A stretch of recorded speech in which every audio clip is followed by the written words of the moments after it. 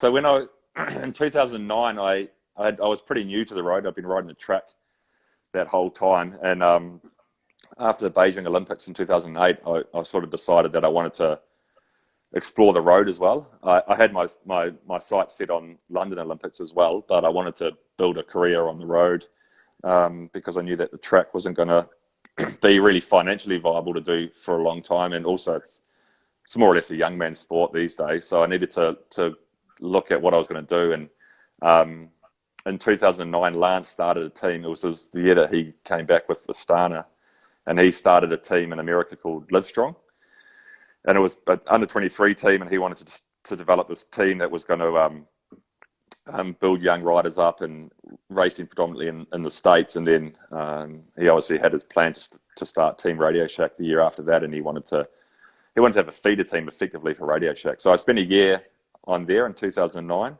I sort of got onto that team through a couple of different connections. I was sponsored by Trek at the time in New Zealand, and Trek was obviously the bike sponsor for that team. I was friends with Taylor Finney, and he sort of helped me out a little bit as well. And then I ended up on that team, and I had a good season over there in the States. And then Lance and Brunel started Team Radio Shack in 2010, and Lance was adamant he wanted to bring a couple of guys from his development team into that squad. And I certainly wasn't the best bike rider on that team, but I think I was the oldest guy on the team, maybe a little bit more mature than some of those 18-year-old kids. Not that I was mature. And yeah, so yeah, I got a job on Radio Shack. So then I started in 2010 with Lance, and actually did quite a bit with him. I did a couple of training camps with him. I did a couple of races with him, a race in France, and then a tour of Luxembourg in June, just before they went to the Tour de France. So that was a pretty far out experience, because obviously Lance was his era was when I was a young kid watching the Tour de France. You know, you get guys that are 14 or 15 years old now watching the Tour de France, and they see the guys like Froome and Thomas and the Yates boys and all that. For me, it was Lance and Ulrich and all those people. And then when Lance retired, I never thought that he'd race again, or certainly that I would race with him. So it was quite cool to be on a team with him and sort of learn a little bit from him. And he was a different guy when he came back. You know, obviously you hear all those stories about him being a bit of an asshole and treating people pretty badly when he was dominating the Tour de France back in those days. So, but when he came back, it was for a different agenda, and I found him good to work with. He certainly was never bad to me, and yeah, it was a pretty cool experience. And like Lance is a rock star. So yeah. Like, was it weird? Was it weird entering the sport with that kind of personality and a guy with that kind of status on your squad? Mate, he was a hitter, eh? He was a hitter. I remember this training camp. We had a training camp in America in December before the 2010 season, and like, he was just a rock star there. You know, we had to have security following us when we were out training, and then I went to the Tour of Luxembourg with him in June, and he flew in a private jet. Me and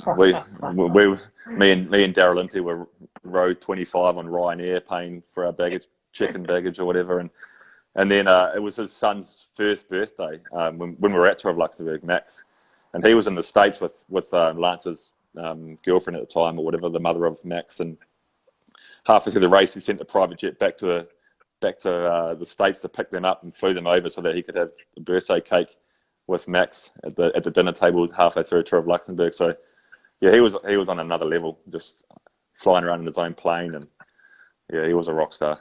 Yeah, and like, how did you find that as a 22-year-old? You kind of walk into this squad, walk into this professional league, and you maybe had the most media attention any cycling team's ever had on them. I just shut my mouth and just hid behind the closed doors.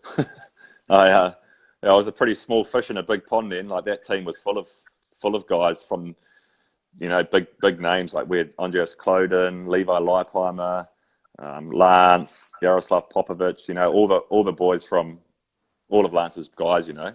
So it was a big team, and it was certainly had a lot of media attention, certainly because Lance was making his comeback as well, and he was trying to win a Tour de France again. And I was just this young Kiwi boy from Rotorua who basically just stepped off riding mountain bikes and riding track bikes to being on this team. And I enjoyed it though. We went mountain biking at a training camp in Tucson, Arizona, and I was I was still quite handy on the mountain bike then because coming from Rotorua, obviously growing up just mountain biking in the forest there, and so although I kept to myself when we were on the mountain bike, I like to try to give it a bit of a crack and actually push Lance on a couple of downhills. It was a bit of fun. Yeah. Did he look after you a little bit because you were the Livestrong boys? You were, or one, young, but also you were from his feeder squad. Yeah, he did. He was obviously on his own. He had his own agenda, and he had his own little group of guys that they were building up purely for the Tour de France.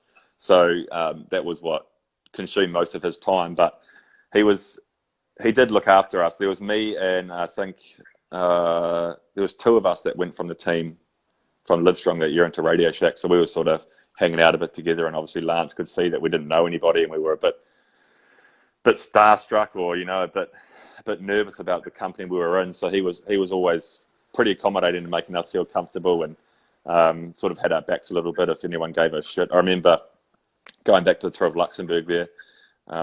Daryl Impey was in the team, and we were riding the front for Lance on the second stage, I think it was. And Lance didn't even have the leader's jersey, but he was still arrogant enough to think that he was going to win the Tour of Luxembourg. So we were riding the front, Daryl Impey and I, and we got dropped about 40k to go.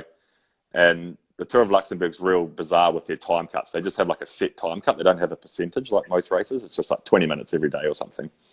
And we didn't know that. So we just cruised in, and Johan Brunel was the director there, and he drove past us and was like, yeah, good job, boys. Just ride in, another big day tomorrow. And we missed the time cut in the end. So we were out of the race after 2 days. And then we had the dinner table that night, and Johan came in, and he was pissed. And he ripped our heads off, Daryl and I, and we were just sitting there like all sheepish, like, fuck, we didn't do anything wrong, man. We did what we were asked. And Lance backed us up there, which was pretty cool. He even went on Twitter there and said, that it was a rough time cut and we did a good job and everything. So he didn't come down on us hard. He did the opposite actually, and sort of had our backs and stood up for us and what we'd done from that day. Yeah. Did you party with him? Nah, never partied with him. I think that's in a pretty exclusive club. Yeah, That's for the private jet members. Yeah, exactly. Yeah, I wasn't in that group, unfortunately.